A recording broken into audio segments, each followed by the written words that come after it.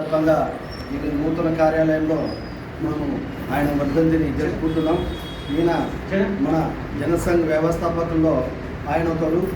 ఆయన దీన్ దయాళ్ ఉపాధ్యాయ గారు ఇద్దరు కలిసి ఆ జనసంఘ్ 1951 అక్టోబర్ 21న స్థాపించడం జరిగింది.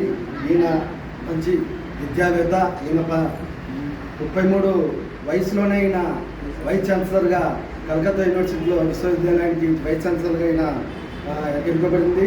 అదేవిధంగా కాంగ్రెస్ గవర్నమెంట్లో ఈయన వివిధ కాంగ్రెస్ వాళ్ళు కాకుండా వివిధ క్షేత్రాల నుంచి వచ్చిన వాళ్ళని కూడా మినిస్టర్గా చేయాలని అనుకున్నప్పుడు ఈయన శ్యామ్ ప్రసాద్ ముఖర్జీ గారిని కూడా వ్యవసాయ శాఖ మంత్రిగా ఈయనని ఎన్నుకోబడింది. ఈయన అదే విధంగా 1952లో ఎలక్షన్లు జరిగినప్పుడు నెహ్రూకి శ్యామ్ ప్రసాద్ ముఖర్జీకే పోటీ ఉన్నట్టు భారతదేశం అంతా వివరించింది. అదే పని ఈయన 1953లో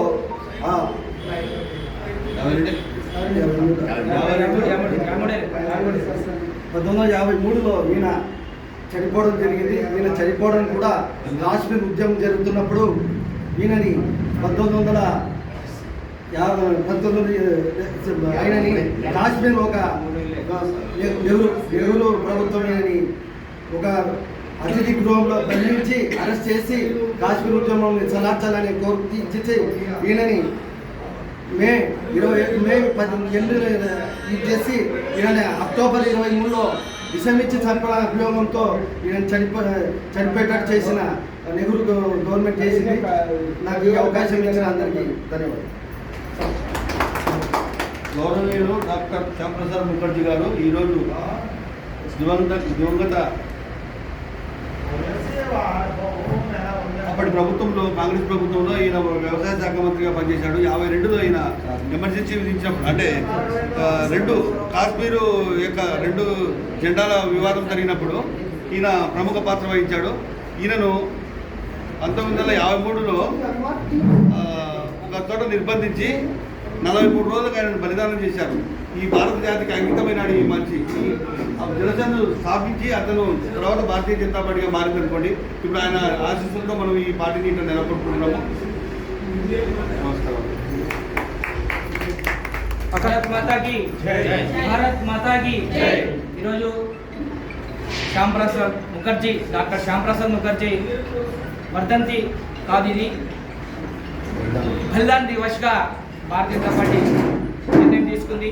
ఎందుకంటే మనం ఈ జాతీయ పార్టీలో ఎందుకున్నామంటే ఈరోజు సంతోషిస్తాం. ఒక దేశం కొరకు ప్రాణాలు అర్పించే వీరుల జాడలో మనం నడుస్తున్నామంటే మన పిల్లలకు మన భావితరాలకు చెప్పాల్సిన ఆవశ్యకత ఎంతైనా ఉండదు. ఎందుకంటే ఒక దేశ నిర్మాణం, ఒక దేశం కొరకు ఒక వ్యక్తి ఆనాడు కాంగ్రెస్ గవర్నమెంట్లో ఒక మంత్రిగా పనిచేశాడు. మరి ఆయన పుట్టింది అతి చిన్న వయసులో బెంగాల్లో పుట్టాడు. వాళ్ళ నాన్నగారు ఒక లాయరు, మంచి ఉన్నతమైన స్థానం. నాకెందుకులే డబ్బు వస్తాయని ఆ రోజులు ఆయన ఆలోచించుంటే ఈరోజు 370 ఆర్టికల్ కానీ అలాగే ఉండేది.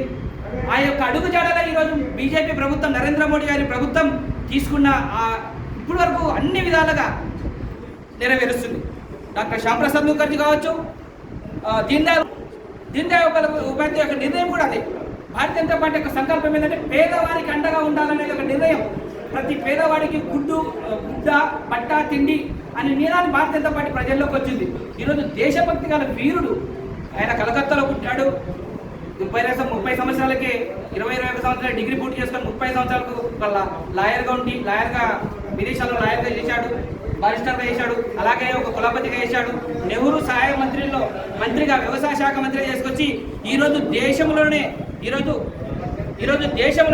అత్యుత్తమైన HCL హిందూ ఏరోనాటికల్ సంస్థ స్థాపించిందంటే దీన్ దయాళ్ ఉపాధ్యాయ గారు, ఆనాటి పరిశ్రమ శాఖ మంత్రి. అదే కాకుండా ఈరోజు ఎరువుల కర్మాగారాలు తయారు చేసే భారతదేశంలో ఎరువులు తయారు చేస్తున్న గల ఫ్యాక్టరీ తయారు చేసిన సత్తా ఎవరంటే శ్యామ్ ప్రసాద్. అలాగనే ఈరోజు దేశంలో అనేకమైన ఆదర్శపాయన వీరుడు, అలాంటి గొప్ప వీరుడుకు ఆ పార్టీలో మనం అంతా నడుస్తున్నామంటే చాలా. అలాగే ఆనాటి ప్రభుత్వం కాశ్మీర్ ఏర్పాటు వాళ్ళు 1940లో ఏర్పాటు ప్రభుత్వం అమ్మ పాలు తాగిన భారతీయుడు ఎవడైనా సరే ఉంటే భారతదేశంలో పుట్టింటే జమ్మూ కాశ్మీర్ లడఖ్లో వచ్చి జెండా ఆవిష్కరించాలంటే అప్పుడు శ్యామ్ ప్రకాశ్ ముఖర్జీ గారు, అటల్ బిహారీ వాజ్పేయి గారు ఏకతా యాత్ర పేరుతో ఈ దేశంలో ఉన్న యువతకు ప్రేరణ తీసుకుంటూ ప్రతి ఒక్క చోట ఈ దేశ ప్రజలకు జాతీయ భావజాలను ప్రేరేపిస్తూ కాలేజీలు కళాశాలలు ఎక్కడెక్కడ అన్ని చోట్ల కలుస్తూ వారు తీసుకొని ఈరోజు అక్కడ వెళ్ళి జెండా ఆవిష్కరణ చేశారు. ఆ జెండా ఆవిష్కరణ చేస్తే నెహ్రూ జీర్ణించుకోలేక ఈ కాంగ్రెస్ పార్టీ కుహనావాది పార్టీ ఈరోజు దేశం వ్యతిరేక పార్టీ ఏదైనా ఉందంటే ఒక కాంగ్రెస్ పార్టీ నెహ్రూ సర్కార్ అని మరొకసారి అప్పట్లోనే స్పష్టమైంది. ఈరోజు అంతటి మహత్తమైన కార్యక్రమాన్ని తీసుకొచ్చిన గొప్ప నాయకుడు మరి బలిదానం అయ్యాడు. ఆ బలిదానానికి కారకుడు ఈ రోజు వరకు ఒక మిస్టరీగా ఉంది. ఎలా చనిపోయాడు అనే విషయాన్ని మాత్రం ఇది ఒక మిస్టరీలుగా ఉంది. మరి అలాంటి గొప్ప నాయకుడులో మా పార్టీలో నాకు ఉండడం నాకెంతో గర్వకారణం. భారత్ మాతాకి జై.